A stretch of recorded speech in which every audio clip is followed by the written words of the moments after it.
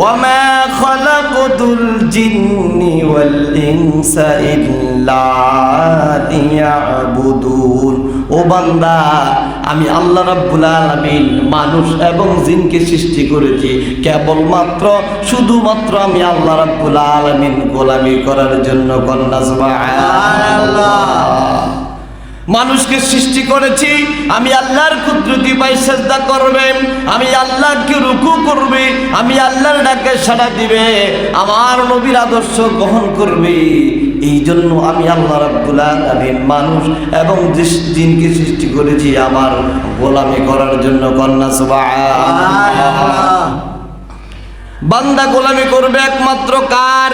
আল্লাহর। আল্লাহ রাব্বুল আলামিন নিজেই বলেছেন পৃথিবীর সকল প্রাণীদেরকে আল্লাহ রাব্বুল আলামিন ইবাদতের জন্য বানান নাই, বরং মানুষ এবং জিনকে সৃষ্টি করেছেন আল্লাহর গোলামি করবে, আর সকল কিছু ওই বান্দার গোলামি করবে। কন্যা সুবহানাল্লাহ। বান্দারে তুমি যদি আল্লাহর গোলামি করো তোমার জন্য 18,000 মাখলুকাত তোমার গোলাম হয়ে যাবে।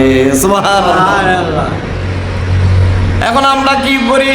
আমরা তো মনে করি দুই ঈদের নামাজ পড়া আল্লাহর গোলামি, জানাজার নামাজ পড়া আল্লাহর গোলামি, হজ করা, যাকাত দেওয়া, রমজান রোজা রাখা আল্লাহর গোলামি।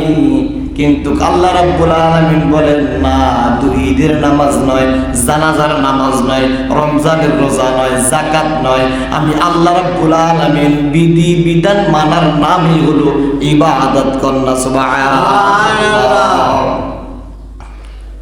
আমরা তো মনে করি নামাজ পড়লেই মনে হয় আল্লাহর গোলামি হয়ে যায়, নামাজ পড়লেই আল্লাহর ইবাদত শেষ হয়ে যায়।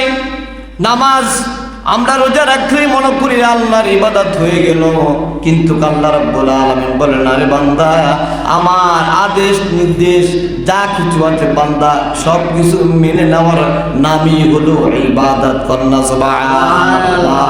আপনি শুধু খাইলেন, ঘুষও খাইলেন, নামাজ পড়লেন,